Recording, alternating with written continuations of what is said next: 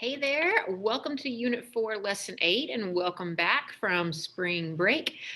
Today we're going to continue on with World War II. Remember, before we left, we were focusing in on why the United States played a role and how we got pulled into the war, and we looked at the technology that was used during the war. Today we're going to look at major turning points during the war. So there's no set of notes for me to go over with you today. You have two tasks to complete. They will most likely take you the entire class period worth of time, if not a little bit longer. It depends on how focused you are on getting done.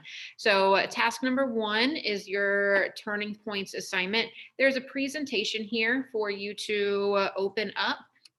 When you open this presentation, it is going to go through and talk to you about all of these different turning points. So the Battle of Britain, and it tells you when it happened, the type of combat that was used, where it happened, and why it was considered to be a turning point. Then you go to the next one and it does the same information, and the next one, and so on. So what you're going to do is you're going to take this information and you are going to use it to fill in this Google document.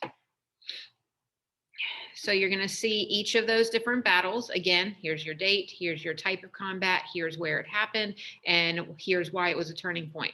You're going to do that for each of the different battles that are major turning points that you need to be familiar with. After you are done with that, you'll notice that each of these different battles is hyperlinked to a YouTube video.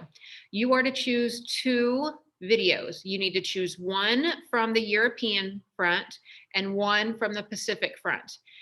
I don't care which ones you choose. All of the videos are about the same amount of length and time. Honestly, if you spend all of your time just trying to find the shortest video, you're going to waste more time looking for it. So just pick 2 that interest you.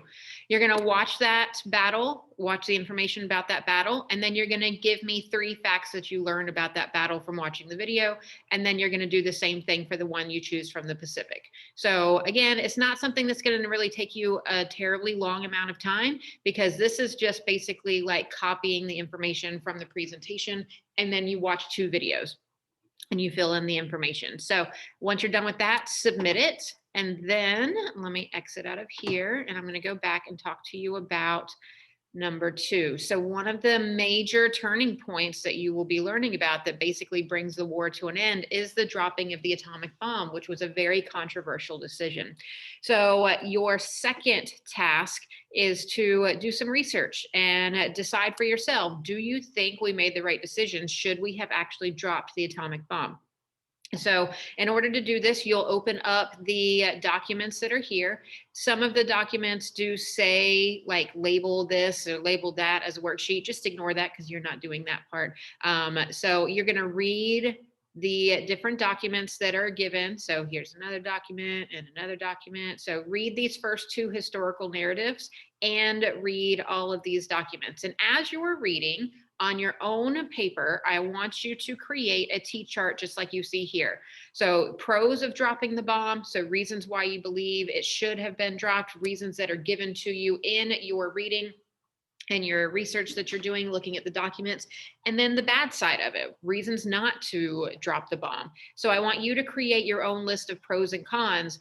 Then you're going to take the information that you learned, look at the pros and cons, and you're going to come up with your own arguments. A paragraph, 5 or more sentences. You need to pick a clear stance. You are not allowed to say well, I think we should have, but shouldn't have at the same time. You need to take a clear stance as a historian writing to somebody and saying it was or it was not a good idea to drop the atomic bomb, and here is why, yada, yada, yada. When you make your argument, you need to reference at least 2 documents that you read to give yourself some backup for your reasoning in your paragraph. So should we have dropped the atomic bombs? Write a paragraph. You can either do this in a text box entry, or you can type it out in a Google Doc and then upload that if you want. However you prefer to upload your paragraph is fine with me.